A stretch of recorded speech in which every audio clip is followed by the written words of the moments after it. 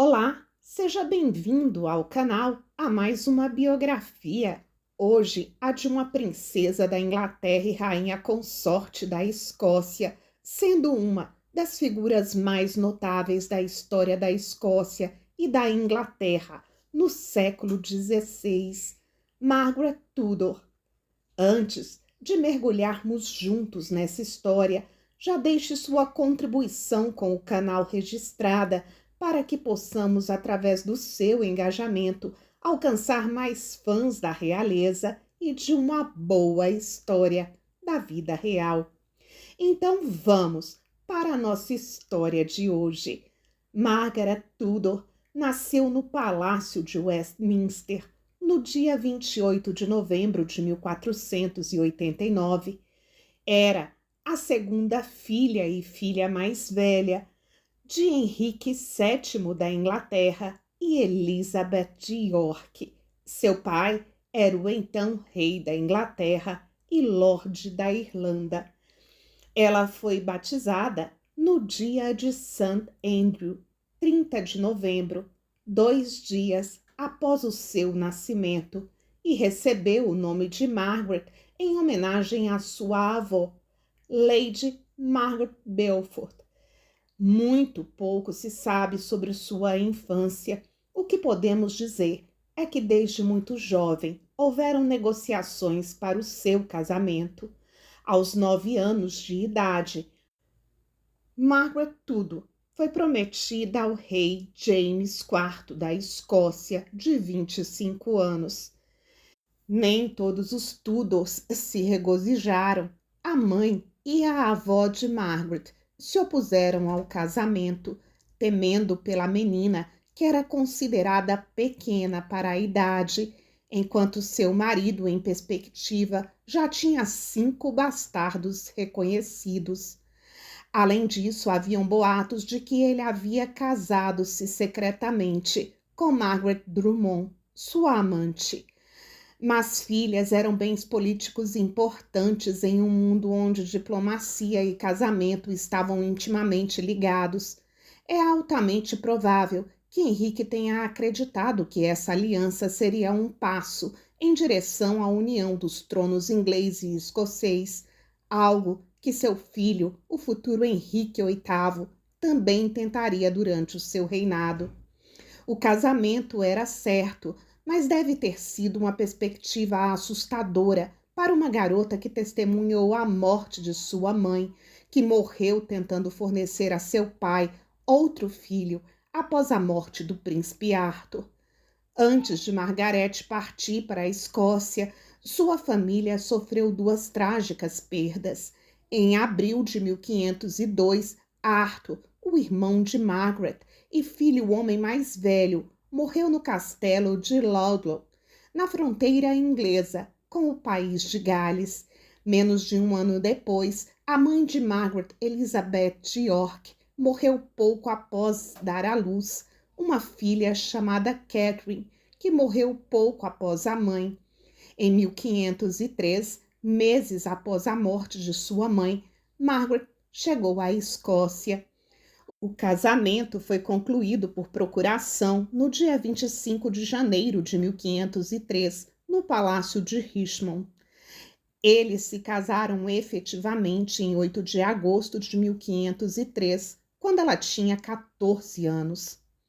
Ela se casou com James IV, mas o escasso dote fornecido por seu pai arruinou qualquer oportunidade de melhorar as relações entre a Inglaterra e a Escócia. Para o alívio de todos, James provou ser um marido atencioso e seu casamento seria um sucesso, embora durasse apenas 10 anos. A nova rainha recebeu um grande guarda-roupas e suas cortinas vermelhas de tecido italiano foram bordadas com rosas lancastrianas vermelhas. Durante os primeiros meses de casamento, James levou Margaret para conhecer todas as suas terras na Escócia, além de ter lhe dado diversos presentes. O único provável tema de desentendimento no casamento era Janet Kennedy, ex-amante do rei, que vivia com o seu filho bastardo. De vez em quando, o rei ia visitá-los. Margaret não concebeu nos primeiros anos do seu casamento. Não sabemos a causa, mas é possível que o rei tenha esperado mais alguns anos para consumar o casamento. Margaret Tudor não começou a ter filhos de James até fevereiro de 1507, quando ela tinha 17 anos. Algumas semanas depois do nascimento do seu primeiro filho, Margaret ficou muito doente e o rei cessou as comemorações do nascimento para fazer uma peregrinação. A criança morreria com 1 ano de idade. O Tratado de 1502, longe de ser perpétuo, apenas sobreviveu até a morte de Henrique VII da Inglaterra em 1509. Durante seus 10 anos de casamento, o rei e a rainha dos escoceses teriam 6 filhos, apenas um dos quais, seu quarto filho e segundo filho a ser batizado, James, sobreviveu à infância. O futuro herdeiro de Margaret, James V, nasceria em abril de 1512. Sucessor de seu pai Henrique VIII, seu irmão. Diferente da ação prudente e diplomática, logo caminhou para uma guerra com a França, velha aliada da Escócia, e em setembro de 1513 os exércitos da Escócia e da Inglaterra se encontraram na Batalha de Flodden, onde James V foi morto. Aos 24 anos, Margaret era uma viúva grávida, com um filho de 17 meses, que agora era o rei da Escócia. James havia nomeado sua esposa como regente, caso ele morresse antes que seu filho tivesse idade suficiente para governar sozinho. Mas deve ter sido um momento solitário e assustador para uma rainha cujo marido havia sido morto em uma batalha em que o exército adversário servia seu próprio irmão. Uma mulher raramente teve uma posição de poder supremo e Margaret era a irmã de um rei inimigo. A rainha de Henrique e amiga de infância de Margaret, Catarina de Aragão, apressou-se a enviar mensagens de conforto para Edimburgo após a morte de James, prometendo proteção e apoio a Margaret, se ela pudesse manter os escoceses quietos. Nos meses que se seguiram, Margaret trabalhou para unificar o conselho, fazer as pazes com a Inglaterra e trazer alguma ordem para a Escócia. Há evidências que sugerem que o casamento de Margaret e James foi bastante feliz. O rei parecia pagar a ela todo o respeito que era devido, como princesa da Inglaterra, mas ele ainda era conhecido por ser muito mulherengo. No entanto, menos de 1 ano depois, Margaret surpreendeu a todos, casando-se em segredo. Sua escolha de marido foi Archibald Douglas, sexto conde de Angus, que causou uma divisão maciça dentro do conselho escocês. Depois de passar 10 anos casada com um homem quase 2 décadas mais velho do que ela e ficar com 2 filhos pequenos, quando um trabalho de parto difícil levou ao nascimento de Alexander, Duque de Ross, não é surpresa que Margaret tenha procurado conforto nos braços de um homem de sua própria idade e de sua própria escolha. Isso deixou uma abertura para a facção francesa ressurgir e trazer o Duque de Albany da França para servir como regente. Mesmo encorajada por seu irmão, Margaret tomou a decisão de fugir da Escócia no verão de 1515. Na Inglaterra, Margaret soube da morte de seu filho Alexander. Margaret ficou na Inglaterra por pouco mais de 1 ano, até que Albany retornou à França para ver sua família e foram feitos arranjos para que ela retornasse. Toda a riqueza, poder e influência de Archibald estava na Escócia. Abandonar o país significaria perder tudo por traição. Margaret logo soube que seu novo marido, conde de Angus, estava vivendo abertamente com um ex-amante e usando o dinheiro dela para isso. Durante os 14 anos seguintes, Margaret e a Escócia passaram por um conjunto estonteante de alianças inconstantes. A regência, junto com a posse do menino rei, mudava frequentemente entre Angus, o regente nomeado pela facção francesa, e a própria Margaret. A disputa entre marido e mulher dominou a política da Escócia pelos próximos anos.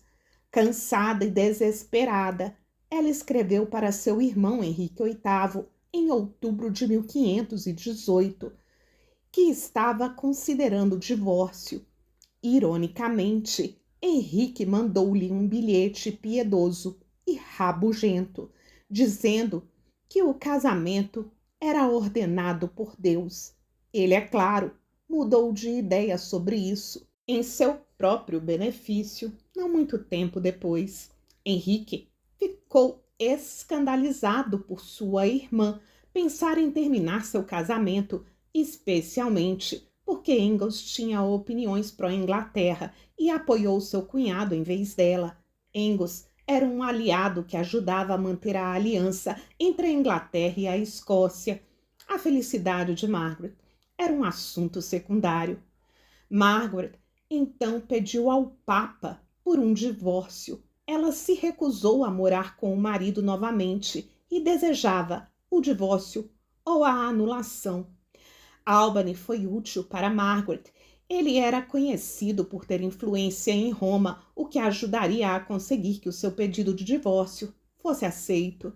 Archibald e seus aliados espalharam o boato de que os dois eram amantes, de modo tal que até mesmo seus aliados trocaram correspondências, prevendo que James seria assassinado e Albany se tornaria rei, se casando com Margaret.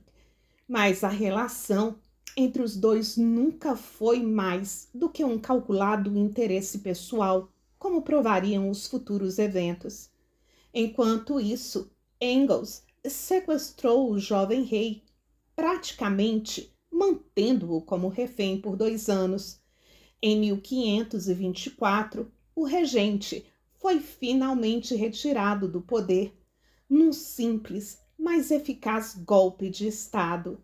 Finalmente, o jovem James V, agora com 16 anos, escapou e começou a governar por direito próprio em junho de 1528.